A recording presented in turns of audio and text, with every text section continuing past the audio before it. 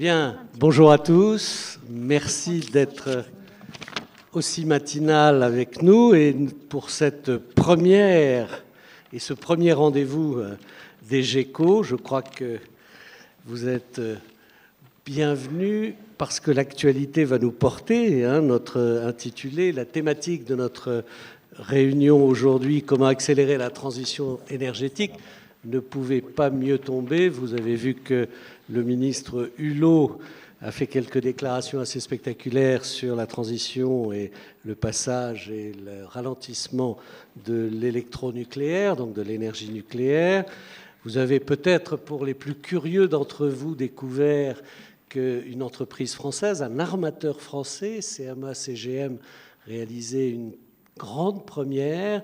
Elle vient de commander 9 navires qui, au lieu d'utiliser du fioul extraordinairement polluant et nocif, fera fonctionner ces géants des mers au gaz liquéfié, ce qui est une grande première mondiale et ce qui est tout à fait passionnant et qui montre que la transition touche l'ensemble de nos secteurs.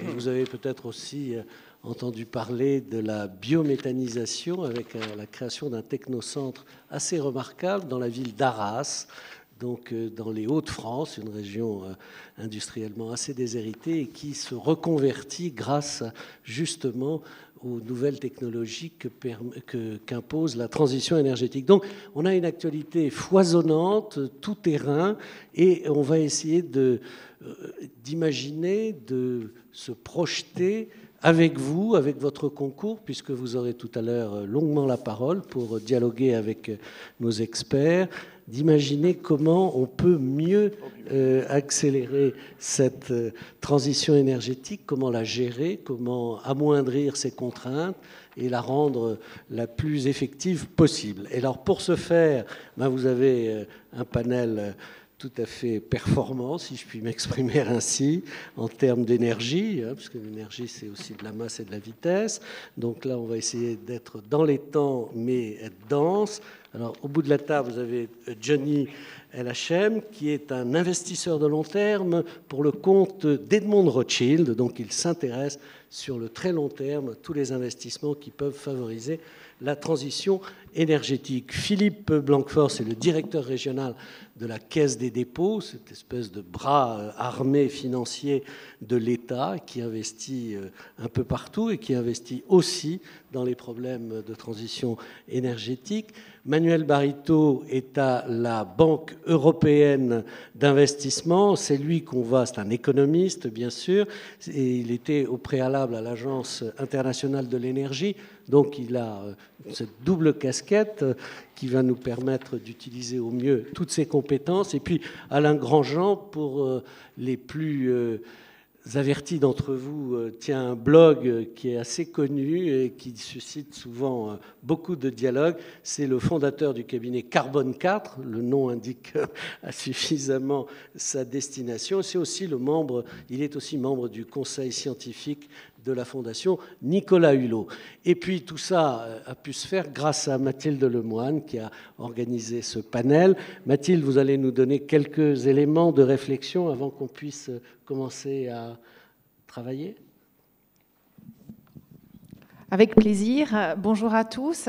Alors pourquoi cette conférence? Je ne vais pas être très très longue. 10 ans. Les journées de l'économie ont 10 ans. Et il y a 10 ans, Pascal Lemairer avait souhaité déjà que j'organise des conférences. Et j'avais organisé beaucoup de conférences sur le capital humain et la formation. Et c'était un thème qui était à l'époque très consensuel parce que tout le monde considérait qu'il était important de se former. Et pour autant, il n'y avait pas de réforme de la formation professionnelle. Et 10 ans après, on commence seulement à considérer que c'est important que les travailleurs peu qualifiés soient formés et puissent justement changer éventuellement de métier ou d'entreprise et donc soient accompagnés. Et j'ai eu la même impression avec le sujet de la transition énergétique. C'est un sujet relativement consensuel si on n'aborde pas certaines questions comme le nucléaire, mais tout le monde est d'accord, plus ou moins, pour dire qu'on a envie d'une planète propre, d'une économie plus décarbonée, de manger mieux. Il y a un relatif consensus sur un certain nombre de points. Et pour autant, ça n'avance pas. Je provoque souvent Alain Grandjean en disant que c'est un sujet de niche. Et je voulais organiser cette table ronde pour essayer de comprendre pour quelles raisons ce sujet reste un sujet de niche et pourquoi justement les gouvernements et les acteurs privés ne parviennent pas à faire en sorte que cette transition énergétique devienne une réalité partagée et du moins à l'ensemble des secteurs et aussi dans la plupart des pays. Donc voilà l'idée de cette table ronde, mais je vais laisser tout de suite la parole aux intervenants.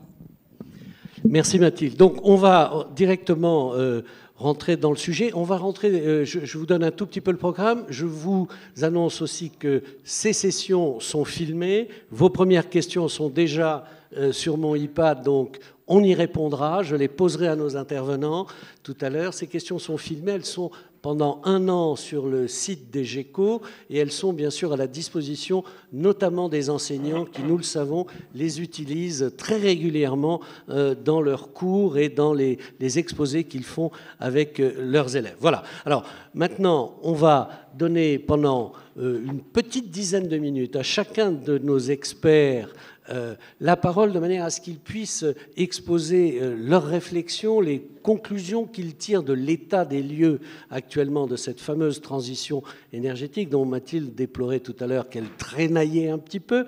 Hein, ça avait des godasses de plomb, cette affaire. On va voir si on peut alléger un petit peu tout ça, mettre des chaussures à pointe et courir un peu plus vite. Et donc, Alain Grandjean va ouvrir le feu. Il va nous faire un petit panorama de cette situation, à la fois comme membre scientifique de la Fondation Hulot, mais aussi comme consultant, puisqu'il voit les problèmes depuis son entreprise Carbone 4. On regardera ensuite avec Philippe Blanquefort comment on peut financer, sur quels critères, pourquoi est-ce que ça, de temps en temps, ça s'arrête un petit peu trop vite ou ça patine. Est-ce que c'est faute de financement, faute de talent, faute de compétences, faute de formation? On en parlait il y a un instant. On verra aussi comment l'Europe, avec Manuel, peut intervenir, financer, aider, associer peut-être des moyens. On nous parle, j'ai des questions ici, on nous demande déjà pourquoi est-ce qu'on ne regroupe pas des talents, des forces et des moyens du secteur privé pour certains développements. Donc on verra si la BU fait son boulot ou s'ils sont trop peinards, très tranquilles chez eux et ils regardent passer les trains. Donc on va continuer et puis on va voir comment Johnny, comme investisseur à long terme, arrive à faire monter la mayonnaise, à regrouper des gens pour qu'ils ouvrent leur portefeuille sur des projets à très long terme qui ne sont pas évidemment d'une rentabilité immédiate, mais qui sont absolument indispensables dans le contexte que nous connaissons tous. Donc, on va démarrer avec Alain, il a une petite dizaine de minutes, ensuite on va continuer, et puis ce sera vous les patrons, et on va répondre à toutes vos questions. Voilà, Alain. Merci beaucoup de cette invitation, merci beaucoup d'être là ce matin. Je vais effectivement aller très vite à l'essentiel. Le premier point de contexte et de paysage, c'est que la dérive climatique s'accélère. On est actuellement au moment de la COP23 à Bonn et donc tous les indicateurs sont au rouge. On fonce à toute vitesse vers un monde qu'on appelle monde 3 à 4 degrés, c'est-à-dire un monde où la température moyenne planétaire est supérieure de 3 à 4 degrés par rapport à celle qu'elle était au siècle dernier, malgré l'accord de Paris, et en tenant compte d'engagements des pays qui sont très insuffisants. Ce monde-là, ce monde de 3 à 4 ou plus, c'est un monde qui est extrêmement désagréable. Donc je voudrais juste qu'on soit bien clair sur le pronostic. Ce n'est pas un problème de petite bête, c'est un problème géopolitique, c'est un problème social, c'est un problème d'inégalité croissante, c'est un problème de très grandes difficultés de gens à vivre. C'est une situation dans laquelle, à la fin du siècle, on a 75% des humains qui habitent dans des zones qui sont intolérables du point de vue de la chaleur pendant des jours et des jours. Donc c'est un monde chaotique. Je vous invite à lire un livre qui vient de sortir, qui s'appelle « Géopolitique d'une planète dérégulée » par un grand spécialiste des questions militaires. Et donc c'est juste pour qu'on se mette bien d'accord que ce n'est pas une affaire qui concerne que les bien-pensants et les bobos. La question du climat, c'est une affaire qui est extrêmement lourde de conséquences, et donc les économistes, il faut qu'ils s'en occupent très vite, parce que c'est évidemment une situation dans laquelle l'économie fonctionne vraiment extrêmement mal. Bon, ça c'est le premier point. Le deuxième point, c'est que, et je pense que c'est déjà une des raisons pour lesquelles ça patine, c'est que tous les pays sont concernés. La tendance extrêmement naturelle, c'est de dire les pollueurs, c'est les autres. Donc en gros, la France est 1% des émissions mondiales de gaz à effet de serre. Pourquoi se fatiguer à réduire notre 1% puisque c'est les autres, c'est les Chinois, c'est les Américains, etc. Bon, évidemment, le raisonnement est très, très, très clair. C'est que si chacun d'entre nous fait l'hypothèse que c'est l'autre qui est concerné, à la fin, il y a 7,2 milliards d'habitants qui ne sont pas concernés, puisque c'est toujours l'autre. J'ai toujours quelqu'un qui pollue plus que moi. Hein. Je pense qu'il n'y a pas là-dessus, on va être assez vite d'accord. Et donc, à l'évidence, il faut que chacun des États, chacun des pays fasse le job et considère que ce n'est pas la fin du monde de faire ce job. Donc, parce qu'il y a des opportunités, parce qu'il y a des choses qu'on peut faire, et donc, effectivement, il faut y aller.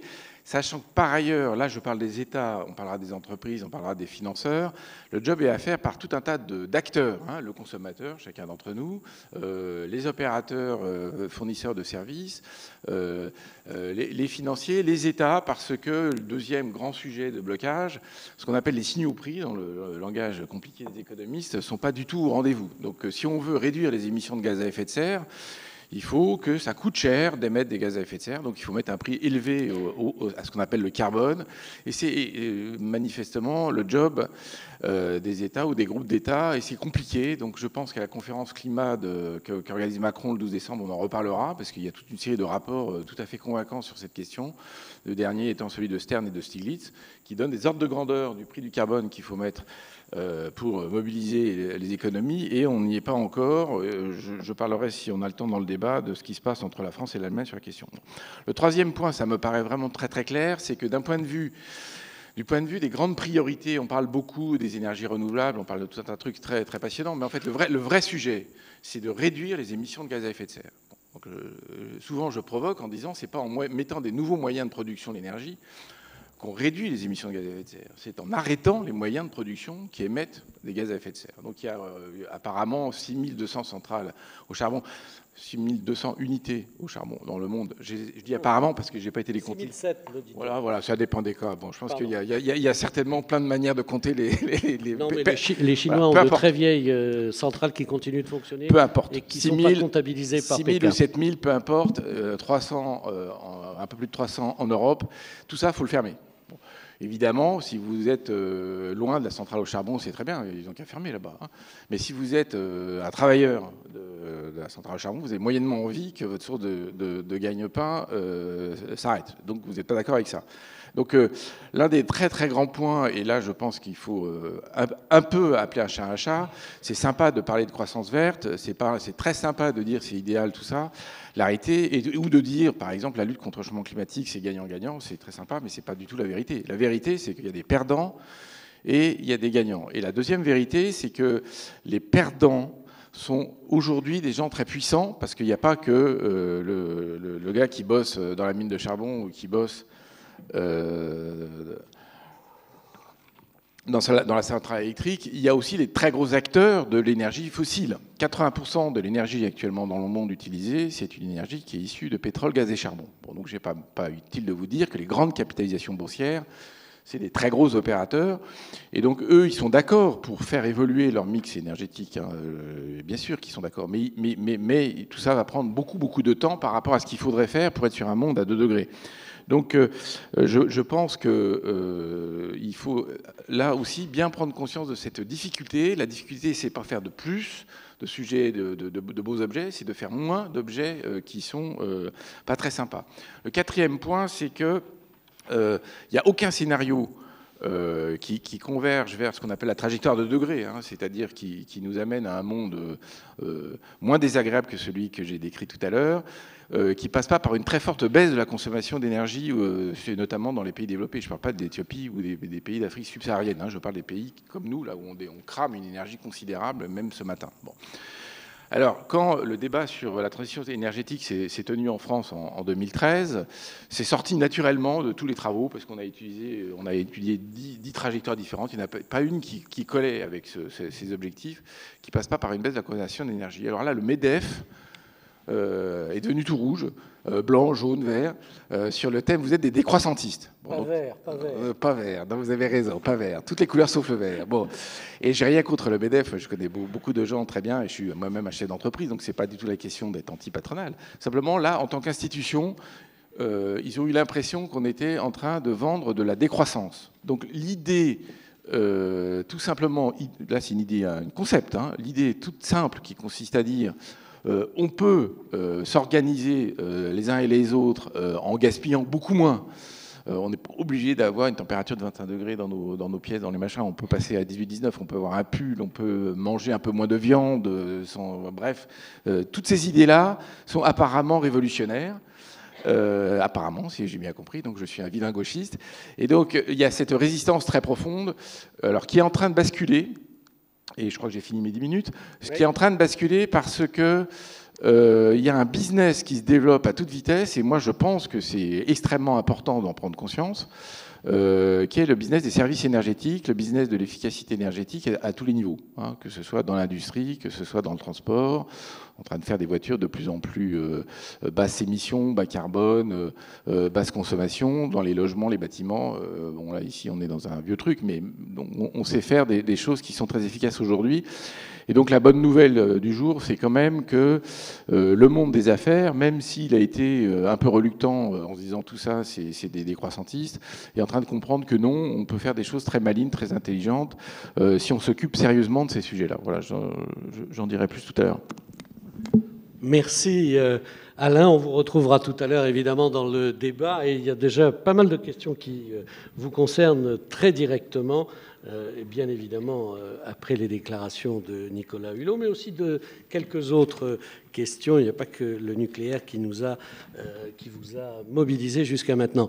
Donc on vient de voir avec Alain Philippe qu'il y avait des business qui se développaient, qu'il y avait cet impératif de moins consommer d'énergie. Mais pour moins consommer d'énergie, il faut d'abord des infrastructures et des structures d'importance qui elles-mêmes sont moins consommatrices. Et ça, c'est quand même théoriquement le job de la Caisse des dépôts. Alors, est-ce que vous faites le job ?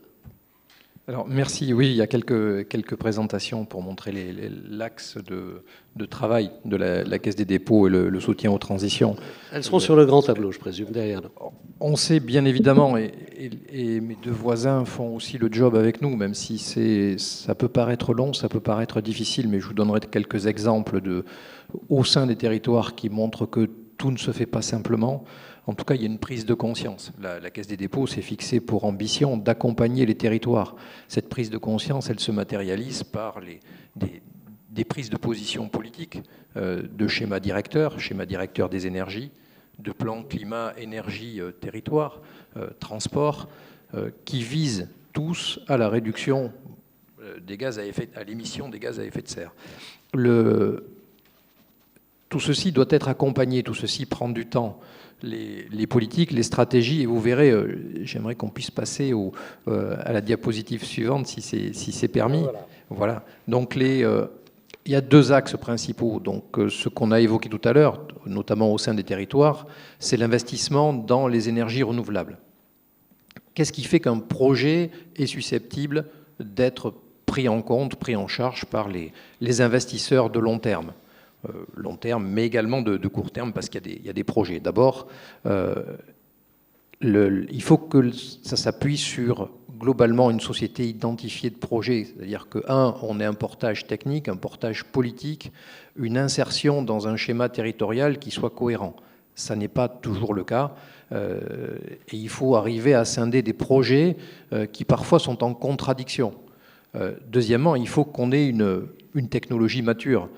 On ne peut se permettre, en tant qu'investisseur de long terme, de dépenser de l'argent public immédiatement pour des choses qui ne seraient pas totalement avérées. Enfin, et c'est le critère peut-être le plus important, c'est que le modèle économique soit stable. Ça ne veut pas dire qu'il y ait un rendement élevé. La Caisse des dépôts n'a pas pour ambition de tirer des taux de rendement interne à 14-15%. Ce n'est pas le sujet. En revanche, que ce modèle soit au moins stable, et on a la patience d'attendre qu'il le devienne, mais en tout cas que sur la durée de vie d'un projet, on puisse avoir un équilibre économique global. Alors pourquoi c'est long et difficile? Les technologies sont pourtant, pour la plupart, pas toutes, mais globalement matures. Les projets nécessitent, pour atteindre justement cet équilibre économique, un fort taux d'investissement dès lors que la technologie n'est pas suffisamment mature. Premier sujet, hein, c'est l'éolien. La technologie est mature, on la connaît, quelle que soit l'origine des technologies, peu importe, ce n'est pas franchement le sujet, nous avons des investisseurs.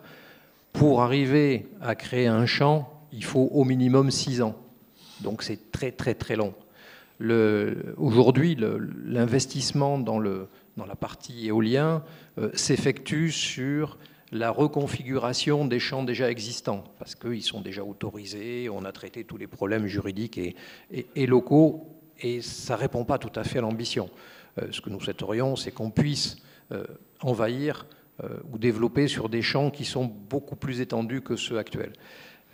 Deuxième exemple, assez révélateur, hein, je ne vais pas vous asséner une kyrielle d'exemples, mais en tout cas quelques autres qui sont des exemples très pratico-pratiques, et je crois que ça peut aussi éclairer le débat. L'hydraulique, l'hydrolien. Pour arriver à faire une centrale hydraulique, il faut plus de 10 ans, 12 ans en moyenne. On est en train d'en créer 2 sur le territoire, notamment sur le territoire de la Savoie. Et elles sont presque matures. Il nous aura fallu 10 ans pour obtenir toutes les autorisations, plus après l'engagement de construction. Je ne parle pas des contractualisations internes qui sont des obligations de fourniture de l'énergie électrique aux acteurs que vous connaissez tous. Dernier sujet, et non le moindre, quelles que soient les modalités d'énergie, le transport, qui est un vrai sujet dont parleront probablement aussi mes collègues. Ce sujet de transport fait qu'on est contraint, et c'est un peu l'ambition que se sont données les collectivités territoriales en créant leur plan climat-énergie, leur schéma directeur des énergies, on est contraint de changer les modalités de motricité, passer du fuel dans certaines villes, quasi 100%, à quelque chose de beaucoup plus vertueux. La technologie électrique, aujourd'hui, commence à peine à être au point. Le coût global de possession d'un bus, puisqu'on parle principalement d'un bus sur les cars, c'est un petit peu différent, hein, sur l'interurbain, c'est un petit peu différent, reste plus élevé que le coût du gasoil. Il faut donc que l'effort des collectivités territoriales soit accompagné pour avoir la justesse de ce modèle économique. Sur l'hydrogène, puisqu'on en parle beaucoup dans la région, et c'est un sujet que la Caisse des dépôts accompagne très fortement aux côtés des acteurs locaux, publics et privés, sur l'hydrogène, la technologie bus n'est pas encore tout à fait mature, et donc nécessite un accompagnement de long terme. Donc ça va mettre quelques années avant de pouvoir se déployer totalement. Deuxième sujet, si on pouvait passer, merci, pour être dans le temps qui nous est imparti, la Caisse des dépôts se fixe aussi, et c'est une tradition historique, puisque la Caisse des dépôts est le tiers de confiance qui transforme le livret A en logement. On construit tous les ans une ville comme Nancy, pour vous donner un exemple de réalisation, est aussi de permettre d'améliorer suffisamment le bâti pour lutter contre la précarité énergétique. L'ambition de réduction des consommations énergétiques est aussi un enjeu extrêmement important du bâtiment. Alors comment fait-on? Dans le public, et là aussi encore une fois ça met du temps, limiter ses consommations énergétiques suppose qu'on renforce et ce n'est pas une provocation s'il y a des bailleurs aujourd'hui dans la salle, hein, avec la situation qu'ils connaissent aujourd'hui à l'égard des APL. On renforce le plus souvent les hauts de bilan. On essaie de renforcer la rénovation globale des logements dont ils disposent dans leur parc aujourd'hui. Le but avéré étant de diminuer le plus vite possible et le plus tôt possible les consommations et d'améliorer les coûts globaux de fonctionnement de ces établissements publics.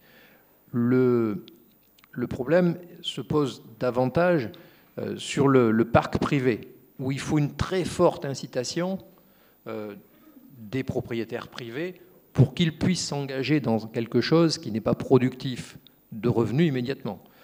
Il n'a échappé à personne que tout ceci ne vaut que si on chauffe à une température constante. Or, toutes les enquêtes connues depuis longtemps démontrent qu'une partie de la population française se sous-chauffe. En réalité, on n'atteint pas des températures de confort qui sont idéales. Et donc ça, c'est aussi un vrai enjeu. Donc il est très probable que le coût ne permettra pas le remboursement, public ou privé, de tout ceci. Alors quels moyens mettons dans tout ça? Bien évidemment, des fonds, des sociétés de projet, des modèles d'intracting. Vous savez, c'est ce modèle, on l'utilise dans les universités, c'est ce modèle qui permet à partir des économies générées, de pouvoir financer le remboursement des infrastructures et des équipements qui permettent de limiter la déperdition énergétique. Deuxièmement, les contrats que vous connaissez, de partenariat énergétique, et puis des sociétés de services qui permettent de monter des modèles et de les livrer clé en main auprès des banques. On n'est pas le financeur de tout ceci. Les propriétaires privés, puisque c'est un vrai enjeu, doivent s'adresser à des acteurs financiers. Donc nous finançons la partie études, ce dont vous avez besoin pour rénover votre logement. Nous établissons un business plan, et ce business plan, avec les considérations techniques, l'étagement nécessaire, sa construction temporelle, est présenté à des partenaires financiers qui en assurent le financement. Donc, ce qui permet de rassurer les propriétaires privés. Donc, ces sociétés existent notamment en Alsace, sont construites aux côtés de l'ADEME, et permettent d'avoir des réponses très efficaces. Et dernier point, plus intellectuel mais extrêmement efficace, qui s'adresse directement aux industriels, parce que nous fixons pour ambition de récupérer toutes les chaleurs fatales, l'hydrogène fatal également, créé par ces industries. C'est la création d'une chaire d'excellence industrielle visant à lutter contre la précarité énergétique. Voilà, donc ces sujets sont extrêmement longs. L'ambition reste intacte. La Caisse des dépôts finance globalement sur une année, à la fois par le prêt et par l'investissement, des projets d'envergure. Donc la rénovation du logement, la création de sociétés, la mise en œuvre de projets de type hydrogène, de projets de GNV sur l'ensemble des territoires. Elle est surtout aux côtés des acteurs publics et privés locaux pour développer leurs réponses adaptées à la lutte contre la croissance de l'effet de serre. Voilà. Merci Philippe. Alors, on retiendra évidemment que vous êtes présent sur énormément de sujets, de territoires, de terrains même technologiques. Et on retiendra surtout que vous demandez du temps. Et tout à l'heure, notre ami Alain nous disait, on n'a plus le temps, ça va beaucoup trop vite. Donc, entre la dégradation et la demande de temps des grandes institutions, ça va, on voit bien qu'on est dans la seringue. Donc il va falloir quand même à un moment ou à un autre trouver une piste de sortie. D'ailleurs, avant de passer la parole à Manuel, je lis simplement une des premières questions. Manuel, vous appartenez maintenant, vous avez ce privilège, à ce qu'on appelle un machin international, la Banque européenne d'investissement. Vous savez, c'est les fameux grands machins dont on ne sait pas toujours à quoi ça sert. Et dans la salle, nous avons quelqu'un qui nous dit, mais alors, on a un projet ITER, il s'est perdu dans les arcanes des machins internationaux. Est-ce que vous êtes, vous aussi, coupable de cette affaire-là? Est-ce que vous faites perdre du temps à ITER? Alors, ITER est un projet de très long terme. Oui, bien sûr, non, mais très, très brièvement pour... voilà, c'est pour le... D'accord, la nuit des temps. D'accord. Bon, et d'ici là, alors, que va faire la BEI? Alors, donc bonjour, donc merci d'avoir invité la BEI... Merci d'avoir invité la BEI à ces journées de l'économie. Donc je représente la BEI notre vice-président Ambroise Fayol n'a pas pu venir. Et je vais essayer de vous expliquer un peu ce qu'on fait en la matière et aussi la vision que la BEI a du futur de cette transition énergétique. Donc cette semaine, ça a été dit par Alain Grandjean, a lieu la COP 23. Et on aime bien parler et faire référence à l'accord de Paris. Il faut quand même conserver cet accord de Paris en tête. C'est un élément majeur qui va structurer les débats au niveau global et aussi au niveau européen dans les années à venir. Ça a été un succès, on ne le répétera jamais assez. Un progrès majeur a été accompli à Paris il y a 2 ans. Et la BEI, donc, qui est la banque de l'Union européenne, on se définit comme la banque de l'Union européenne, bien évidemment, accompagne les efforts européens en la matière. Donc on a défini, à l'occasion de l'accord de Paris, une stratégie climat qui, en fait, maintenant, touche l'ensemble des activités de la banque, que ce soit en matière de transport, de financement de PME, d'infrastructures de communication. La banque a pour objectif d'investir à hauteur de 25% de son investissement doit comporter une dimension climatique, une action climatique. Donc des objectifs extrêmement ambitieux. On intervient principalement au sein de l'Union européenne. La BEI, pour donner quelques chiffres, prête environ 80 milliards d'euros par an, tous secteurs confondus, dont 90% en Europe. Donc, même si cette organisation n'est pas très visible, elle joue un rôle extrêmement important pour financer des projets d'infrastructure, en particulier en Europe, mais pas seulement. Je voudrais aussi mentionner que la BEI a joué un rôle pionnier il y a 10 ans en introduisant des obligations vertes qui permettent justement de financer en particulier des projets d'efficacité énergétique et des projets renouvelables. Donc la banque a vraiment une politique très, très forte en matière de transition, de financement à la transition énergétique. Évidemment, cela est cohérent avec les objectifs de l'Union européenne en la matière. Vous connaissez peut-être les objectifs de l'Union européenne, qui sont les objectifs dits 3 x 20 en 2020, c'est-à-dire réduire les émissions de gaz à effet de serre de 20% en 2020, porter la part des renouvelables à 20%, et réduire la consommation énergétique de 20%, donc réaliser 20% d'efficacité énergétique. Ces objectifs maintenant ont été déclinés pour 2030, et pour 2030, l'objectif est de réduire les émissions de CO2 de 40% par rapport à leur niveau de 1990. Donc on voit que l'Europe se donne les moyens d'être en ligne avec les objectifs de l'accord de Paris. Un autre objectif pour 2030 est de porter la part des renouvelables à 27% dans le mix énergétique et de réaliser 27% d'efficacité énergétique. Ces objectifs sont compatibles avec l'accord de Paris. Et la banque, évidemment, travaille pour les atteindre. Alors, on parle de transition énergétique aujourd'hui.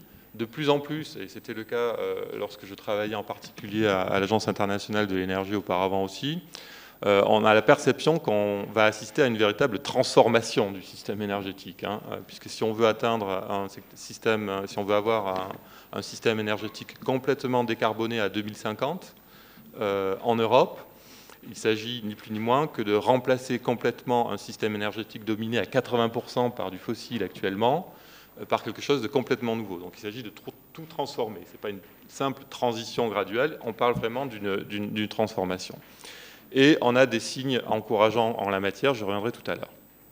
Donc en 2 mots, je voulais vous présenter quelques exemples de projets financés par la BEI. Donc historiquement, la BEI, dans son mandat, dans sa mission, a en particulier pour objectif de contribuer à la construction du marché européen, dans ce cas-là du marché européen de l'énergie. Et donc, bien entendu, la BEI a financé ces dernières décennies, on va dire, la construction d'énormément de capacités d'interconnexion internationale pour permettre à des producteurs d'électricité et des consommateurs situés dans différents pays européens d'échanger tout simplement de l'électricité. Et donc, je voudrais souligner que ce qui a été accompli en Europe en la matière est unique. Aucune autre région du monde n'a à ce point intégré ces marchés électriques à une telle échelle. C'est ce qu'on appelle le couplage des marchés, pour être un peu technique, au niveau européen. Ça fonctionne bien et c'est un élément qui se révèle très utile pour intégrer des parts croissantes de renouvelables. Par exemple, Le Danemark a 40% d'éolien déjà dans son mix électrique. 40%, c'est énorme, étant donné la variabilité de l'éolien, puisque vous savez que ça ne produit pas tout le temps. Le Danemark ne pourrait certainement pas atteindre de tel niveau de pénétration de l'éolien sans toutes les interconnexions qui existent avec l'Allemagne, avec la Suède et avec la Norvège. Donc là, on voit que ces interconnexions internationales jouent un rôle extrêmement important pour permettre d'atteindre des niveaux de pénétration de renouvelables dans les mix électriques de plus en plus importants. À long terme, donc, l'objectif de renouvelables de 2030, pour 2030 que je mentionnais, conduit à avoir 30% de renouvelables variables éoliens et solaires dans le mix électrique. Donc quelque chose qui est un niveau qui est beaucoup plus élevé que le niveau actuel. Pour atteindre ces objectifs-là, il faudra sans doute encore développer les interconnexions, mais bien sûr, la manière dont ces interconnexions sont utilisées change. Dans la slide suivante, j'ai 2 slides à vous présenter. On voit également que... Vous pouvez passer à la... On ne la voit pas encore, mais elle arrive. Ah, pardon. Elle arrive. Voilà. Donc vous pouvez montrer l'ensemble des éléments. On voit se développer aussi, à travers les projets financés par la banque, de plus en plus de projets au niveau local. Des projets d'efficacité énergétique, ça a été mentionné, et si on veut décarboner le système énergétique, il faut faire beaucoup plus d'efficacité énergétique. On voit se développer, on a des progrès considérables en matière de décroissance des coûts du solaire photovoltaïque. Les coûts du solaire photovoltaïque ont diminué de 80% depuis 2010. Donc ça, c'est un succès majeur et ça va considérablement changer la manière dont on consomme l'électricité. C'est partie de ces éléments de disruption, disruptifs dans le secteur de l'énergie. Est-ce que vous pouvez passer la slide suivante, s'il vous plaît? Tout montrer, il faut cliquer plusieurs fois. Voilà. Bon. Donc, le solaire photovoltaïque se développe, les véhicules électriques se développent également. Je voudrais mentionner aussi le stockage d'énergie. Des progrès considérables ont été réalisés en matière de coûts de stockage. On en a parlé, il y avait un article dans Le Monde d'ailleurs hier, très bien fait sur le sujet. On est déjà aujourd'hui à des niveaux de coûts de stockage qu'on anticipait pour 2030. Donc on est plutôt en avance et c'est une très bonne nouvelle puisque cela va faciliter l'intégration de toutes ces ressources décentralisées dans les systèmes électriques. La plupart de ces développements interviennent au niveau local, c'est-à-dire que même au niveau, à la périphérie du système électrique, ce qu'on appelle en anglais le grid edge. Ce qui est un concept assez nouveau. Donc on voit que ces ressources vont permettre aux communautés locales, aux régions, aux municipalités d'aller plus loin et de s'approprier ces questions de transition énergétique. Bien entendu, quand on a toutes ces ressources distribuées, il faut être en mesure de les exploiter de manière la plus efficace possible. Et pour cela, il faut se doter de systèmes de communication et aussi de plateformes de marché locales qui vont permettre d'assurer l'exploitation efficace de l'ensemble de ces ressources. Donc la banque finance certains projets qui contribuent au développement de ces ressources. Je voudrais mentionner ici Linky. La banque a financé Linky en France, le déploiement des smart meters à hauteur de 500 millions d'euros. C'est un élément qui va jouer un rôle qui va dans la bonne direction pour permettre de gérer ces ressources électriques. Bien entendu, ça ne suffit pas. Il faut aller plus loin, idéalement dans le sens de définir des signaux prix, pour venir à cette question, locaux, pour s'assurer que ces décisions d'investissement sont le plus efficaces possible. Merci Manuel. Linky, pour ceux qui sont passés à travers et qui n'ont pas encore été sollicités par les fournisseurs d'électricité, c'est le fameux compteur ultra performant qui surveille et fait le monitoring de la consommation d'un ménage et qui est aussi parfois contesté par certaines associations parce qu'il est relativement intrusif, et donc il y a un dossier autour de Linky. Alors, on y reviendra peut-être dans le débat tout à l'heure. Et donc, on va maintenant, le dernier intervenant, Johnny, c'est à vous. Alors, vous investissez de l'argent privé à long terme dans la transition énergétique. Donc, ça veut dire finalement... Et pas seulement. Pas seulement. Mais là, pour la transition, vous êtes là. Oui, mais on peut parler aussi de transition écologique. Écologique et énergétique. Expliquez-nous un petit peu ce que vous faites. Donc, tout d'abord, merci de m'avoir invité. J'ai vraiment une mission très, très difficile. Le français, c'est pas ma langue maternelle. Je passe après des gens très, très expérimentés et je présente la finance. Donc, je vais essayer de faire mon mieux de pouvoir vous convaincre. D'abord, je suis ravi de voir, et je viens de découvrir, que le logo de la journée de l'économie est un salamandre. Le salamandre est un animal, vous le savez mieux que moi, que s'il perd un membre, il arrive à le régénérer. Oui, en effet, on n'a plus le luxe. On n'a plus le luxe, nous autres, les humains, si on perd un membre, on ne peut pas le régénérer. On n'a plus le luxe d'attendre, et ça urge, donc on ne peut pas s'adapter, il faut mitiguer. Et je prends cet exemple parce que, et pourquoi je suis content de voir le salamandre, parce que c'est comme ça qu'en 2005 et en 2006, avec un groupe de travail au sein de la maison Edmond Rothschild, nous avons réussi à mobiliser la famille, qui est un acteur de conviction, de nous donner les moyens de construire des produits financiers dans ce but-là. Et croyez-moi, on a utilisé le salamandre comme exemple, parce qu'on n'a plus le luxe de s'adapter, il faut mitiguer. Ceci étant dit, il existe trois types de financiers. Il y a des financiers, on a entendu beaucoup, tous les panélistes parler de la notion du temps. Il y a beaucoup de financiers qui sont des court-termistes, qui sont des spéculateurs, et qui ont fait beaucoup de tort à la planète et à l'ensemble des stakeholders. Il y a des financiers qui font semblant, qui se disent « Ah tiens, il y a une vague ». C'est à la mode de parler climat et écologie, et qui lancent des produits sans vraiment comprendre les enjeux. Et il y a les acteurs de conviction qui, eux, la notion temps ne compte pas beaucoup pour eux, mais ils essayent de monter un produit financier qui rassemble les facteurs clés de succès. Et j'ai de la chance d'avoir démarré ma carrière dans une maison de conviction qui nous donne ces moyens-là et d'y aboutir. Mais qu'est-ce qu'on fait concrètement?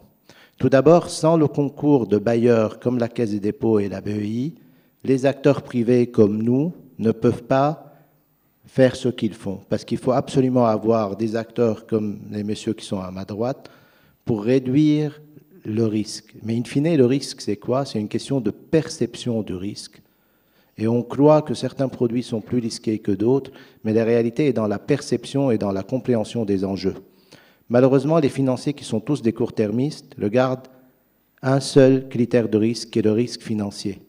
C'est impossible de considérer un investissement aujourd'hui sans tenir compte de 5 facteurs.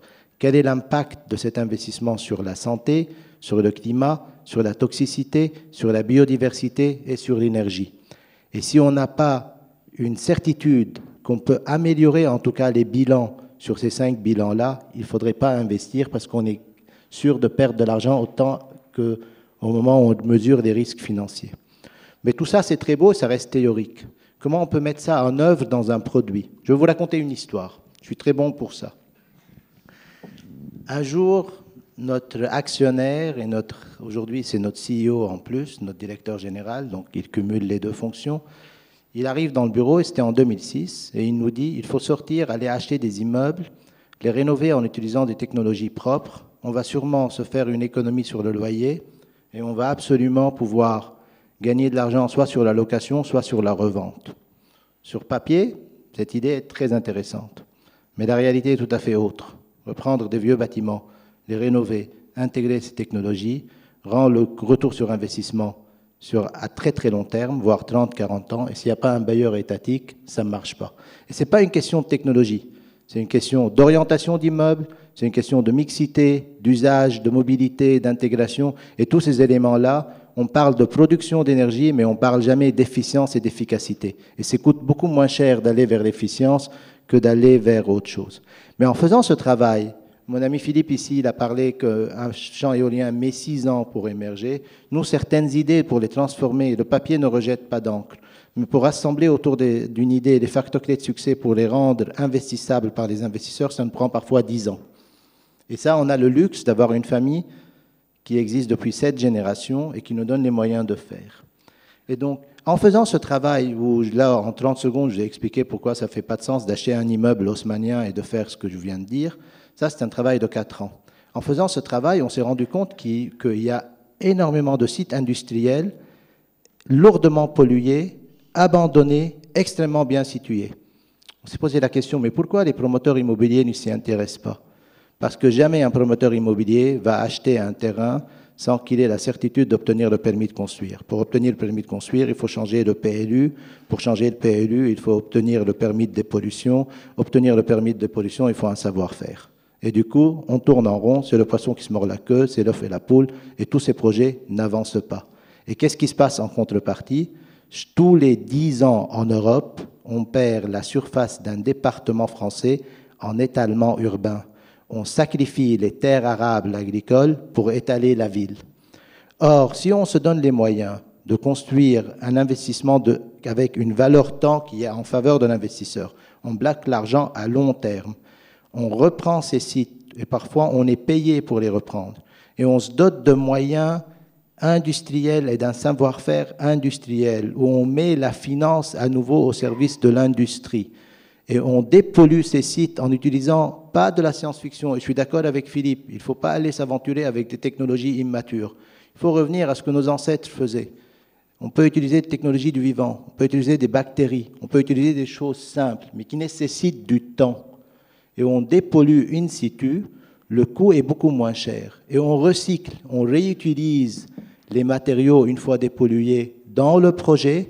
Ça nous permet de partir de nouveau sur un terrain sain, dépollué, faire un développement avec une mixité d'usages, bureaux et logements au sein de la ville, avoir des meilleurs impacts sur la mobilité, meilleurs impacts sur l'efficacité énergétique, parce qu'on parle de la reconstruction, on réadapte qu'est-ce qui doit être sud-ouest pour le résidentiel, qu'est-ce qui doit être nord-est pour les immeubles en fonction, et c'est beaucoup moins cher que de refaire.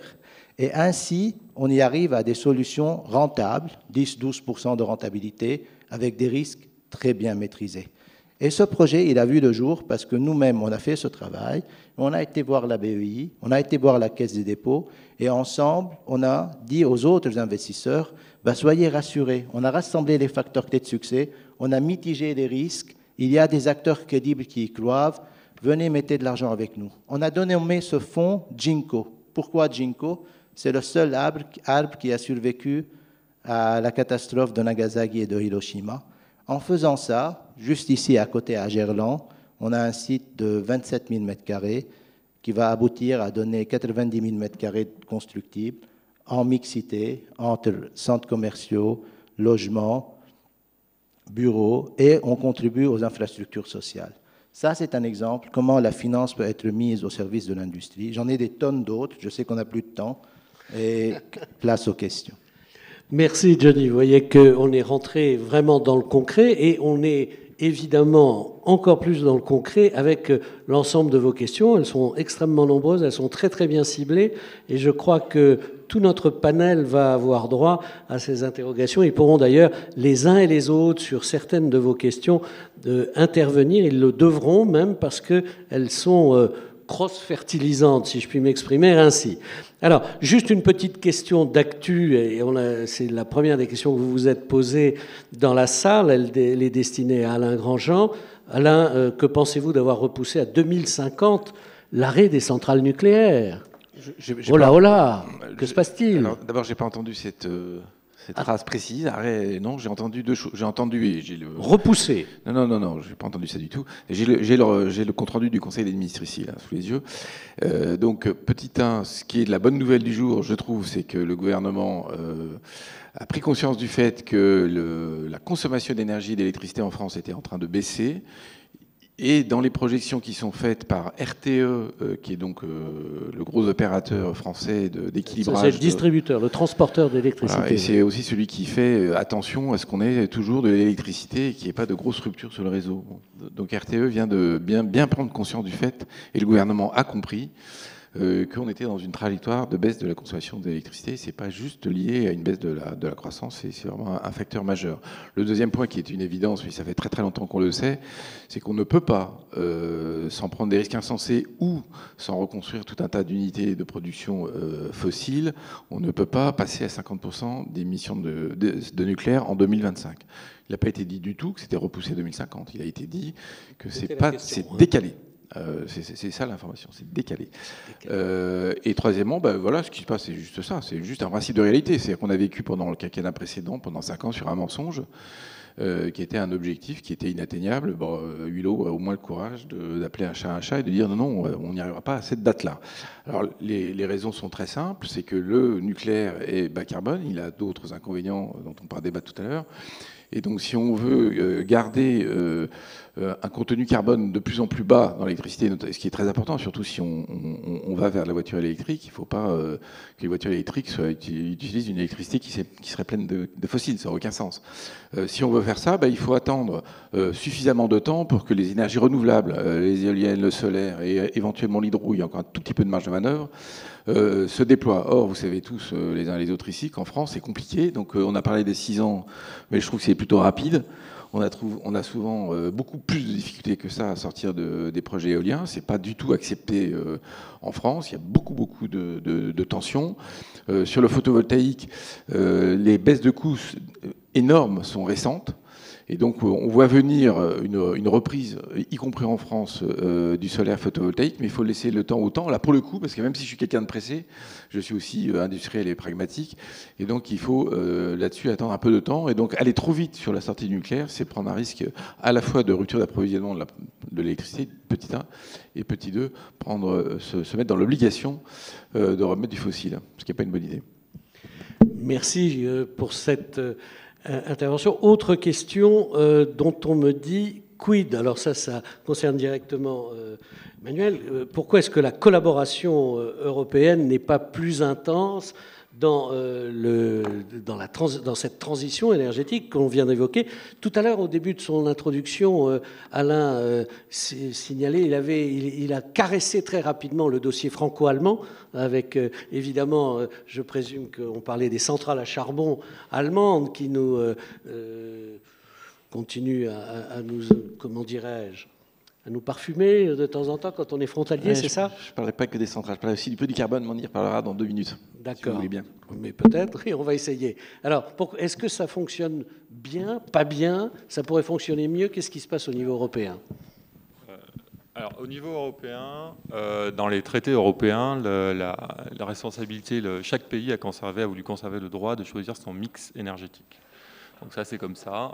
Certains pays n'ont pas voulu donner à l'échelon européen la responsabilité de définir les mix énergétiques, ce qui conduit à un certain nombre de différences.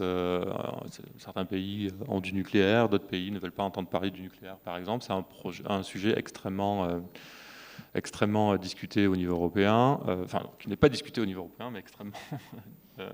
prenante, en tout cas, prégnante, voilà. Oui. Même sujet pour le charbon. Donc en France, on n'entend pas trop parler de charbon. C'est quand même un gros sujet en Allemagne, en Pologne et dans quelques autres pays, République tchèque. Donc il n'y a pas de possibilité d'avoir un accord rapide au niveau européen sur certains sujets. En revanche, je pense qu'il y a au contraire une très forte coopération entre les différents pays européens en matière d'efficacité énergétique et de renouvelables. Les objectifs pour 2020 et pour 2030 que je citais dans mon introduction ont été définis au niveau européen. Sans cela, beaucoup de pays n'auraient pas déployé autant de renouvelables. Et à l'avenir, on voit que cette collaboration est en train de se renforcer, puisque pour 2030, il existe un objectif défini au niveau européen, mais qui n'est pas décliné pays par pays. On voit que les pays sont de plus en plus interconnectés de plus en plus interdépendants en matière de marché électrique, et donc tous les pays européens sont finalement dans le même bateau. Donc je pense qu'au contraire, il y a eu plutôt une très bonne coopération au niveau européen sur certains sujets. Donc c'est une idée reçue de penser que ça fonctionne modérément bien. Ça fonctionne, selon vous, selon votre poste d'observation, plutôt bien. Très bien, la réponse est positive pour ceux qui s'intéressaient. Il y a une question qui est pas inintéressante, il faut que je la retourne. Oui, alors elle concerne à la fois Johnny et Philippe Blanquefort. On me dit les financements des technologies matures, ça a été évoqué par nos deux intervenants, à la fois dans les projets publics, pose la question du quelle est avant d'arriver à des projets matures, il y a des projets, il faut quand même financer ce qu'on appelle le prototypage, les nouvelles technologies, la mise en service de premiers exemplaires, si je puis m'exprimer ainsi. Alors, qu'est-ce que vous faites l'un et l'autre sur ce terrain-là? Parce que si vous attendez que les autres ramassent toutes les mauvaises ardoises pour juste passer, prendre la caisse, évidemment, votre rôle est quand même minimisé par rapport à ce qu'on pourrait espérer de vous. Alors, Johnny, d'abord. Très bien, et je vous remercie. Je remercie la personne qui a posé la question.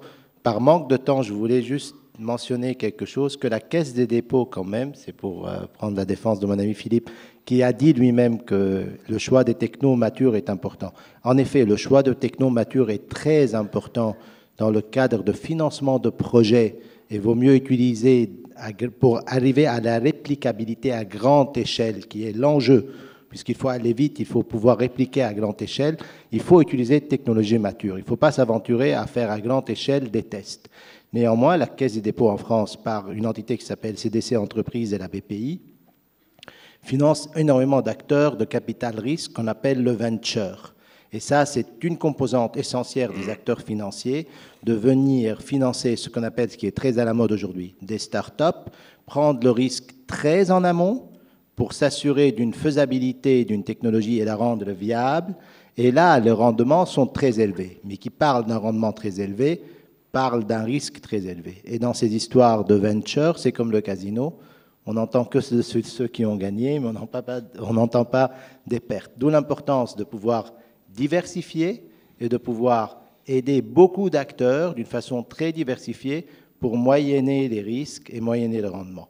La France regorge d'opportunités, c'est une excellente nouvelle, que ce soit par le digital, que ce soit par les nouvelles technologies. Et en plus, on a une chance extraordinaire dans ce pays, c'est que nous avons des acteurs industriels de grande qualité qui, eux, à un moment donné, interviennent une fois certains risques sont bien mitigés pour reprendre ces technologies et les intégrer et les utiliser à plus grande échelle. Et ça, c'est une force et qu'il faut la conserver.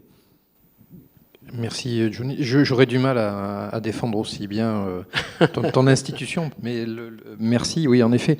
Le deuxième aspect aux côtés de l'action de BPI France, c'est aussi l'intervention de la Caisse des dépôts dans les sociétés de transfert de technologie et tous les processus innovants qui permettent d'amener à la maturité avant de passer dans un process industriel. Voilà, donc on intervient aussi en amont et on essaie d'accompagner.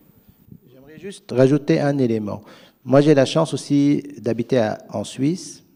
Historiquement, c'était le cas. Et si on regarde ce qui se passe dans les universités en Suisse, c'est quelque chose de phénoménal. Et pourquoi? Parce que les Suisses ont réussi à faire mobiliser les industriels suisses à plus que juste donner de l'argent, mais investir au sein des universités dans le sens de recherche. Et ce qui sort de l'EPFL et de l'EPFZ en Suisse, comme nouvelle technologie, comme nouvelle approche, que ce soit pour la pharmaceutique, que ce soit pour les télécoms, que ce soit pour la finance, c'est extraordinaire. En France, malheureusement, et je suis français, je l'assume, en France, on a toujours le problème un peu des grandes écoles, on oublie l'université. Un chantier majeur, c'est de rapprocher les entreprises françaises, les universités, pour soutenir davantage l'émergence de ce genre d'initiatives et de start-up. Par la suite, viendra le financier prendre le relais. Alors, on s'attardera, on va beaucoup parler de financement, puisque c'est quand même une des clés, un des ressorts majeurs de notre problématique. Et on va essayer d'évacuer cette question. Elle a déjà été évoquée. Hein.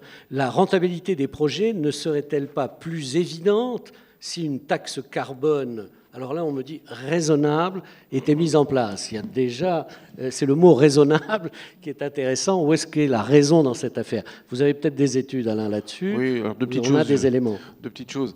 D'une part, en France, il y a, contrairement à ce que les gens ne savent pas, il y a une taxe carbone. Donc, il y a une taxe carbone qui s'applique sur les combustibles et les carburants.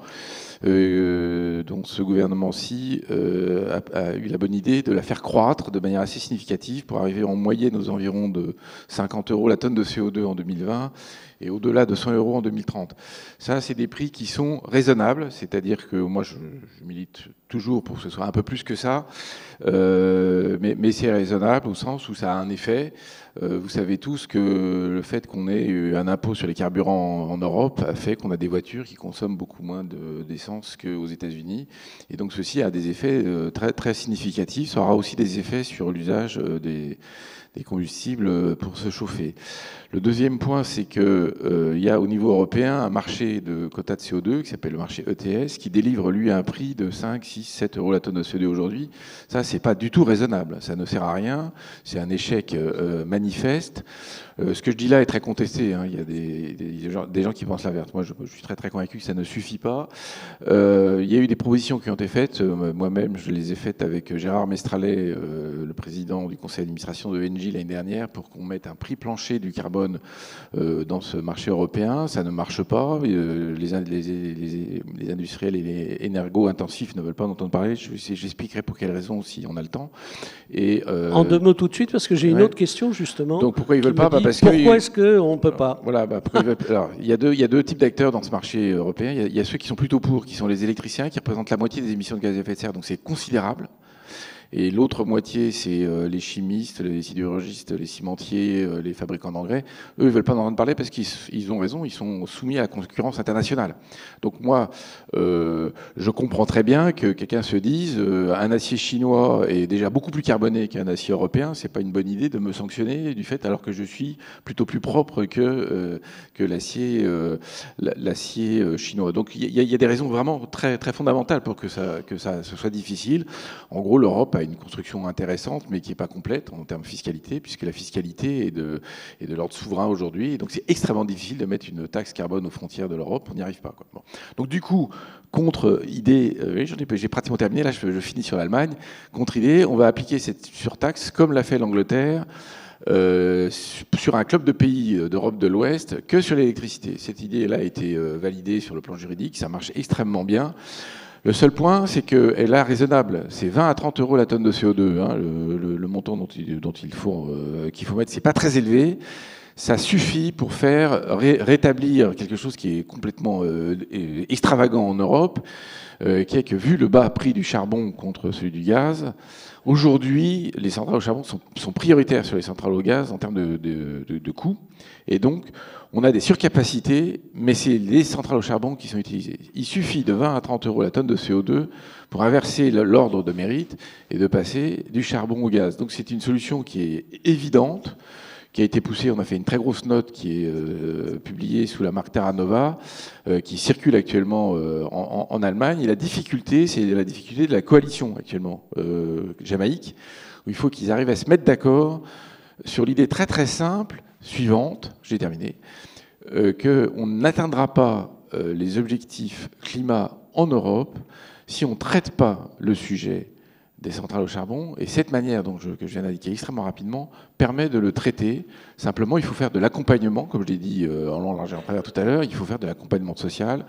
Il faut que les gens qui travaillent dans ces activités-là soient accompagnés parce qu'ils vont perdre leur emploi. Bien, merci Alain. Mathilde, vous voulez ajouter, compléter, oui, encadrer? Oui, parce qu'on est vraiment au cœur du sujet, économique et macroéconomique. En tant qu'économiste, évidemment, je crois à l'importance du signal prix. Pourquoi, quand on veut que vous changiez de comportement et que vous changiez vos fenêtres pour réduire la consommation d'énergie, on décide d'un crédit d'impôt? Pourquoi, au niveau national, on ne souhaite pas le faire de façon aussi rapide et aussi efficace? C'est une vraie question.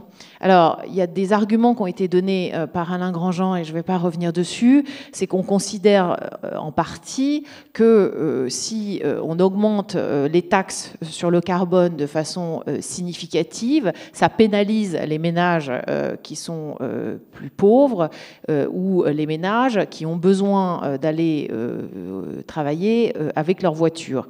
Mais il est tout à fait possible d'imaginer des solutions de chèque énergétique, notamment, sur lequel il y a déjà énormément de rapports qui ont été faits et de propositions qui ont été faites pour que ce ne soit pas inégalitaire. Donc, je pense que c'est un faux problème, et si on veut développer des innovations et faire en sorte que les acteurs, justement, qui nous ont tous montré de façon très convaincante, qui participent déjà largement au financement de la transition énergétique, soient encore plus actifs, il faut que ça passe par un signal prix. L'autre argument qui est souvent donné, c'est un problème de compétitivité vis-à-vis de nos partenaires européens ou du reste du monde. Et là, alors là, je ne comprends pas l'argument. Pourquoi? Parce que si on considère qu'à terme, une économie qui justement permet d'être plus efficace énergétiquement, qui permet justement de réduire les problèmes climatiques qui sont devant nous, les problèmes de santé, de toxicité, qui ont été largement rappelés par Johnny LHM, c'est que, à contrario, ceux qui investissent dans l'économie carbonée vont perdre leur argent. Si vous détenez des actions Total, à terme, il n'y aura plus d'entreprise, sauf si l'entreprise fait un effort justement pour investir vers cette transition énergétique. Donc je ne vois pas pourquoi ça pose un problème de compétitivité. Qu'il y a un problème de transition, je veux bien l'entendre, mais si on considère que la rentabilité à venir, la croissance potentielle de l'économie, la croissance soutenable n'est possible que grâce à cette transition énergétique, ça veut dire qu'à terme, la rentabilité de tels investissements va être supérieure. Et donc, ça fait émerger des nouvelles entreprises, ça fait émerger des nouveaux types d'emplois qui, de fait, nous font gagner en compétitivité relativement au reste du monde. On a l'exemple suédois. Et donc, je suis assez critique par rapport à cet argument de compétitivité que je peux entendre à court terme, mais que je trouve insatisfaisant sur le moyen terme.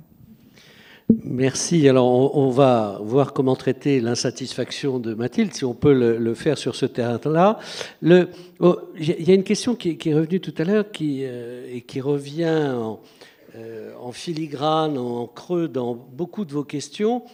On parle beaucoup, évidemment, du transport comme étant un des éléments majeurs de la transition énergétique. On oublie probablement d'autres grands secteurs d'activité, en particulier l'agriculture. Est-ce que l'agriculture est quelque chose qu'il va falloir maintenant mieux considérer dans cette problématique de transition énergétique, c'est-à-dire vers un monde moins carboné? On me parle aussi du transport aérien en me disant, mais voilà encore un secteur fortement polluant et dont on ne parle jamais. On parle beaucoup des véhicules automobiles, on parlait des bateaux, on a vu tout à l'heure les évolutions. Donc, sur l'agriculture, peut-être, Johnny, quelque chose à préciser? Sur l'agriculture, j'aimerais juste insister sur deux éléments. La première, pendant une longue période de temps, on a longuement parlé de l'agriculture, on a opposé des modèles d'agriculture intensive à d'autres types de modèles d'agriculture.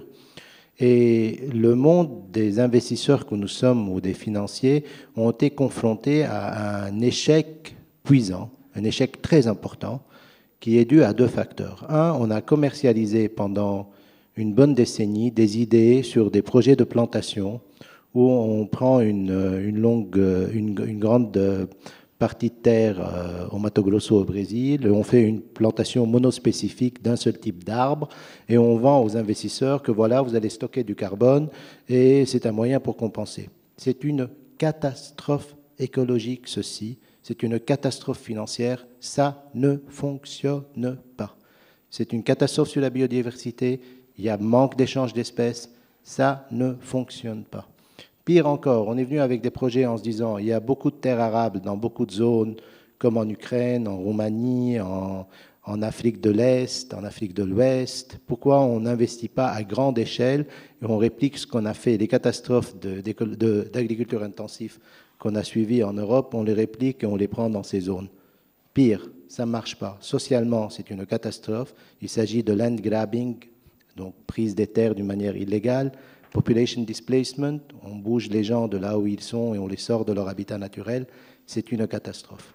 Or, il y a un modèle qui fonctionne. Et nous, on a réussi à mobiliser beaucoup d'argent autour de ce modèle. C'est un modèle qui a beaucoup de valeur. C'est l'agroforesterie. Ce sont des projets de taille modérée. On part de 500, 700, 900 hectares qui intègrent à la fois des essences agricoles couplées à des plantations forestières, soit qui peuvent être aussi une forêt naturelle préservée ou une nouvelle plantation. Et pour vous donner un exemple de quoi je parle, c'est pouvoir intégrer toute la chaîne de valeur d'une plantation de café sous ombrage. Le café est une essence qui a beaucoup de demandes dessus. Le fait de le faire sous ombrage protège par des vagues de chaleur importantes, ce qui était le Niño en Amérique centrale, le plant de café et donne un meilleur rendement. Le faire sous ombrage donne à l'agriculteur un double revenu, le bois et le café, intégrer toute la chaîne de valeur au sein du même projet, de la plantation à la transformation, et surtout sur un petit projet, et mutualiser après par des projets d'outgrowing et de coopératives, tout en laissant les fermiers propriétaires de leurs fermes et leur donner le moyen d'y parvenir, est rentable et génère un rendement suffisant de 10-12%, et c'est quelque chose qui est satisfaisant. Et c'est un modèle qu'il faut pousser, et on revient à des techniques que nos ancêtres ont utilisées, et ça marche.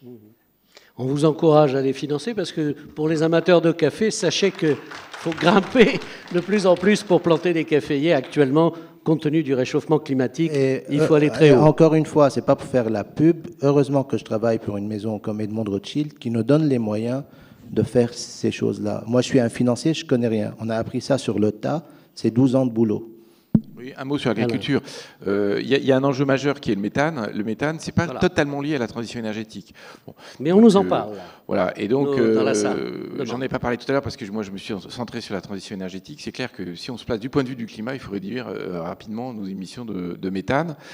Et en Europe de l'Ouest, la question des émissions de méthane, c'est d'abord la question de l'alimentation. Donc, c'est d'abord la question de réduire la part dans notre repas, dans notre nourriture, de viande issue d'animaux qui fermentent, hein, donc en gros les herbivores, donc en gros tout ce qui est vache, agneau, mouton, veau, bœuf, et petit 1, et petit 2, tout ce qui est fromage. Vous savez que le contenu en carbone d'un repas français est assez proche de celui de l'américain. On se fout de l'américain avec ses grands hamburgers. On oublie juste que nous, on adore le fromage. Moi, j'adore le fromage. Je ne suis pas du tout en train de vous faire des cours de morale, mais c'est sûr que ça, c'est un sujet. Vous ne privez pas de fromage, Alain, sinon je vous invite plus jamais. Non, voilà. Moi, j'adore ça, mais j'essaie de me limiter. Bon. Et donc, je pense qu'il y a la marge. Hein. Je veux dire, se dire progressivement réduit. Donc, c'est vrai que ça va créer une tension avec le monde agricole, parce que voilà, donc c'est évident. Mais c'est un sujet important. Le deuxième sujet, c'est tout ce qui tourne autour des déchets, des décharges, hein, que ça méthanise. Et donc, là, maintenant, on est sur la voie des solutions. Donc, les industriels, ça se développe.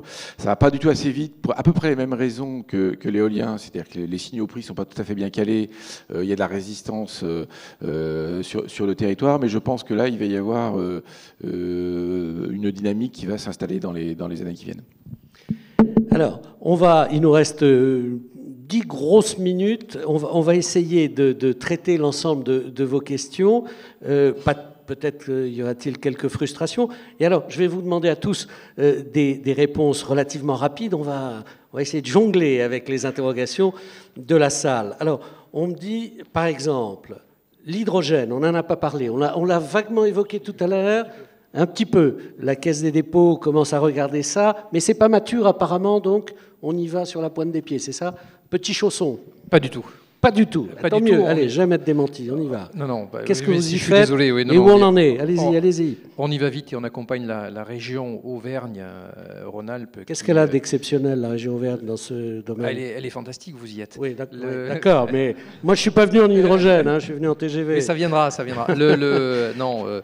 Projet de déploiement de 20 stations hydrogène d'ici 5 ans, une flotte de véhicules de type camionnette de 2000 véhicules sur un tracé qui doit être Clermont, Lyon, puis Grenoble et en remontant vers le pôle du Genevois français, en liaison, si possible, avec des véhicules un petit peu plus gros, puisqu'on était sur la Kangoo, donc permettant de mieux assécher toutes ces flottes d'artisans, de commerçants qui sont aujourd'hui sur du diesel. L'intérêt du produit régional aujourd'hui, que nous accompagnons dans plusieurs grands projets européens, c'est d'abaisser le coût de l'hydrogène à celui du diesel juin 2017. Ah, c'est très près. Juin 2017 ? Coût du diesel juin 2017 d'accord. sur les projets. Voilà. D'accord. Et l'échéance effective? C'est en cours. On attend les réponses aux soumissions européennes. Formidable. Et vous faites que 2000 voitures avec tout ça? Alors, c'est un début. C'est un début. Non, on va faire des motrices également qui sont habituellement électriques sur du ferré. Une est à l'étude à l'hydrogène. Autre projet hydrogène, notamment dans la vallée de l'Arve, qui sont aujourd'hui actuellement développés pour stocker de l'énergie et permettre de la distribution. D'accord. On nous demande aussi, on vous demande, messieurs et madame les experts, la voiture électrique c'est formidable, mais qui produit l'électricité? L'accroissement du parc de véhicules électriques, est-ce que ça va vraiment, réellement abaisser la consommation d'électricité? Alain? Il y a deux sujets différents. Il y a un sujet CO2. Donc, quand on est dans une électricité qui est bas carbone, comme en France et comme dans certains pays d'Europe, il n'y a aucun doute sur le fait que même en tenant compte du contenu énergétique de la fabrication des batteries, il n'y a aucun doute, il y a plein d'ACV qui sont faits, il y a plein d'études, nous on en a fait beaucoup chez Carbone 4, il n'y a pas de doute sur le fait que la voiture électrique émet moins de gaz à effet de serre, beaucoup moins que la voiture à pétrole. Donc c'est une bonne idée de cesser de cramer du pétrole dans les voitures, et donc c'est une bonne idée de faire ça. Le deuxième point, c'est que c'est moins une bonne idée quand on est dans des pays ultra carbonés pour la production d'électricité, du type l'Australie, la Chine, un certain nombre de pays qui utilisent beaucoup de charbon. Là, c'est l'inverse exact, c'est-à-dire la voiture électrique, c'est pas une bonne solution, donc il faut prioritairement dans ces pays réduire le poids carbone de la production d'électricité. Donc c'est pour ça que je parlais de sortir du charbon. Troisièmement, comment on produit l'électricité? En France, on n'a pas du tout de problème de production d'électricité, comme je l'ai dit tout à l'heure. Et globalement, on n'en a pas en Europe de l'Ouest. On est, comme je crois l'avoir dit, je le redis, il y a des surcapacités de production d'électricité. Parfait. Oui, pardon, vous en prie, rapidement sur ce point des véhicules électriques, effectivement, donc la Chine, malgré sa production d'électricité carbonée, est quand même leader en matière de développement des véhicules électriques. J'étais à Pékin. Surtout via les batteries. J'étais à Pékin en juin et je me suis demandé mais pourquoi il n'y a que des scooters électriques. Il n'y a que des scooters électriques tout simplement parce que les scooters thermiques sont interdits. Donc c'est un moyen de développer les scooters électriques. Encore plus efficace que le signal prix. Ah oui, ça voilà, c'est encore plus radical. C'est un signal tout court, ça. Néanmoins, on voit ce type d'initiative se développer dans pas mal de pays. Je pense que la voiture électrique est un moyen très important aussi de faciliter l'intégration des renouvelables dans le système électrique, à partir du moment où on peut essayer de piloter la charge de ces véhicules électriques en fonction de la disponibilité de la production bas carbone. Tout ça, ça suppose la mise en place d'une infrastructure intelligente qu'on est en train de déployer, je pense, en Europe. Toujours, je vois que le transport quand même fascine toujours autant. Et une des questions de la salle, c'est une entreprise niçoise, alors moi je ne le savais pas, aurait mis au point depuis 4 ans un véhicule à air comprimé. Mais elle n'a pas l'autorisation de rouler. Les pétroliers semblent s'y opposer. Et cette voiture serait construite en Inde. Quelqu'un a entendu parler de ce projet? Non? Non? Non? Bon. Alors voilà, dommage, pas de réponse malheureusement. En tout cas, moi, j'en avais jamais entendu parler. Donc tout à l'heure, après notre réunion, c'est l'auteur de la question pourrait peut-être venir voir nos experts et échanger sur ce terrain-là. Question un peu plus générale, mais qui nous dit, parce qu'on approche vraiment de la fin, la transition énergétique n'est-elle pas simplement un déplacement du problème parce que l'énergie, les matériaux nécessaires aux panneaux solaires, aux éoliennes, qui ont des durées de vie relativement courtes, avec des modes de production qui ne sont pas forcément très écologiques, est-ce que le problème est vraiment là? Est-ce qu'il n'est pas plus large, peut-être dans simplement nos habitudes de consommation? Oui. Le problème est plus large au sens où c'est l'ensemble de notre modèle économique qui ne tient pas compte des finitudes de la finitude de la planète et de ses limites, qui sont aussi des limites de régulation. Cela étant, j'insiste un tout petit peu sur le fait que la question climatique, comme celle de l'érosion de la biodiversité, dont vous avez beaucoup parlé tout à l'heure, c'est des questions où les irréversibilités sont absolument massives. Elles sont de très long terme. Et je redis, un monde à 3-4 degrés, c'est un monde géopolitiquement invivable. C'est un monde où il y aura des guerres, des conflits. C'est un monde qui sera militarisé. C'est un monde où on pourra faire adieu à la démocratie dans beaucoup de pays du monde, beaucoup plus qu'aujourd'hui.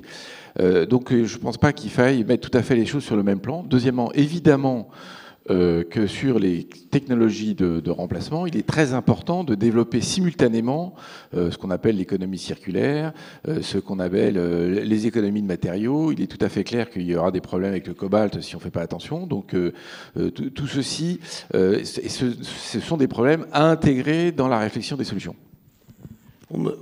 Je passe à une autre question donc tout de suite. On me dit, par exemple, la Caisse des dépôts et consignations pourrait être potentiellement très intéressée par cette affaire. Quid de la géothermie, de l'aérothermie? On a beaucoup parlé bâtiment, et c'est vrai que c'est gros consommateur d'énergie, le bâtiment, et en particulier les bâtiments passoires. Mais admettons qu'ils ne soient plus passoires, est-ce que la géothermie et l'aérothermie est une des grandes solutions potentielles? C'est une des solutions que nous soutenons dans le cadre de projets globaux. Mais elle est exploitée ou on regarde ça par petites touches? Non, pas du tout, ça fonctionne. Non, mais que ça fonctionne, tout le monde le sait. Est-ce que ça on le finance. Est-ce que ça se développe suffisamment? Pas suffisamment. Et pourquoi? Les équilibres économiques sont peut-être un peu compliqués pour les promoteurs, pour être très direct. Il y a je ne sais pas s'il y a des grenoblois ici, mais il y a notamment sur le bâtiment autonome, l'objectif étant aussi de produire du logement social. Le financement par du logement intermédiaire permettant d'alléger la charge foncière dans des zones qui sont quand même à très forte densité, donc avec des charges foncières élevées, fait que le surcoût de la géothermie est difficilement absorbé. Mais quand on y arrive, ça se fait. Peu de promoteurs, peu d'investisseurs sont aujourd'hui lancés pleinement là-dessus, mais il y en a. Donc c'est sous-exploité, si j'ai bien compris. Oui. Gianni ? Juste un mot sur les deux questions qui viennent de passer. Il n'y a pas de solution miracle, il n'y a pas une solution unique. C'est une question de gisement, favoriser le gisement qui existe. Qu'est-ce qui existe localement et le favoriser avec une technologie mature.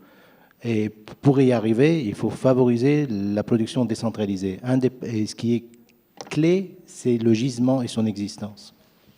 Alors, nous arrivons, et je le déplore parce que j'ai encore tellement de questions, et puis on a tellement de choses, et nos experts ont tellement de choses à vous dire. Je sais qu'on crée de la frustration à chaque fois, mais on va faire quand même là un tour de table, chacun aura la parole, et je souhaiterais qu'on regarde de très près cette question. On nous dit, et merci en tout cas pour les intervenants, qu'ils nous ont montré beaucoup de solutions, beaucoup de projets qui ont l'air de bien fonctionner, de bien s'inscrire dans la problématique de cette transition énergétique, mais ça n'avance pas finalement très très vite. Alors, dites-nous chacun, selon votre analyse, pourquoi est-ce que c'est si long, pourquoi est-ce que ça patine? Alors, on va commencer par Alain, qui est toujours le plus bavard. Merci. Et d'ailleurs, je vais vous quitter dans une minute. Donc, je n'aurai même pas le plaisir de terminer la table ronde. C'est très simple, c'est que la mobilisation était tout à fait insuffisante. Après Pearl Harbor, en 1941, il y a eu une mobilisation massive. 30% du PIB américain est passé, s'est transformé, et ça a été à toute vitesse, tout simplement parce que ça a été décidé. Je pense qu'aujourd'hui, on est face à ce genre de risque, et donc c'est tout simplement que la mobilisation est insuffisante. Et ça peut se faire assez vite. C'est-à-dire c'est le propre de ces effets bizarroïdes qui tout d'un coup craque, la mayonnaise prend, il y a une cristallisation. Ça va se cristalliser. C'est ça que je crois. Très bien, merci beaucoup. Alain, je sais que vous avez un rendez-vous très urgent, vous nous quittez, mais on n'en a pas terminé. Je reprends ici, on reviendra ici, et Mathilde aura le plaisir de clôturer. Moi, ça fait 10 ans que je me rends à cet exercice. Et je suis très optimiste. Très optimiste pour deux raisons. Un, je vois de plus en plus la conscience qui devient plus qu'une conscience, surtout chez les jeunes. Et deux, on a une chance extraordinaire, c'est que l'ère du digital va beaucoup aider à accélérer beaucoup de solutions pas chères et qui nous permettent de faire le leapfrog, et surtout dans les pays émergents. Et c'est eux qui vont nous apporter beaucoup de solutions parce qu'ils n'ont pas la résistance au changement. Merci. Philippe? Oui, aujourd'hui, les investisseurs que nous sommes, on voit beaucoup de projets, des petits, des moyens, des grands. Il y a une vraie prise de conscience partout, sur tous les territoires, des grands acteurs locaux, des petits acteurs locaux, des agriculteurs, des commerçants, des industriels. Donc oui, je suis aussi très, très optimiste. Et vous, Manuel, au niveau européen? Alors, effectivement, on peut penser qu'on ne va pas assez vite, il faut accélérer. Ce qui est certain, c'est que pour atteindre les objectifs 2030 européens et 2050, il faut accélérer en matière d'investissement en particulier, ça c'est certain, tout le monde est d'accord là-dessus. Je crois qu'on se donne les moyens de le faire. On a quand même d'excellentes nouvelles en matière de réduction des coûts des renouvelables, réduction des coûts des batteries, développement des technologies intelligentes qui font penser qu'on pourra accélérer et on est en mesure technologiquement d'aller dans le sens de la décarbonisation du système énergétique. Merci. Et le dernier mot, bien évidemment, à Mathilde qui a organisé cette table ronde. Alors, donc on reste optimiste comme nos camarades. Oui, je partage la conclusion d'Alain Grandjean pour dire qu'évidemment, ça dépend de la volonté des gouvernements et donc des citoyens, des électeurs. En tant qu'économiste, il y a deux moyens d'accélérer la transition énergétique. C'est, je l'ai dit plusieurs fois, le signal prix. Et l'autre chose, il y a beaucoup de lycéens qui sont là, c'est ce qu'on appelle intégrer les effets externes, donc internaliser les effets externes. Qu'est-ce que ça veut dire? C'est une théorie qui démontre depuis les années 70, donc ça fait un moment, on pourrait tout à fait l'appliquer, qu'il suffit de faire payer la pollution à son juste prix. Or, ce n'est pas le cas, et c'est un des problèmes de fond aussi qui fait que tout prend du temps. Voilà, merci beaucoup. Nous sommes au terme de cette première année. Pour ceux qui veulent, voilà, je fais un peu de pub pour Alain, il est déjà parti, donc financer la transition énergétique.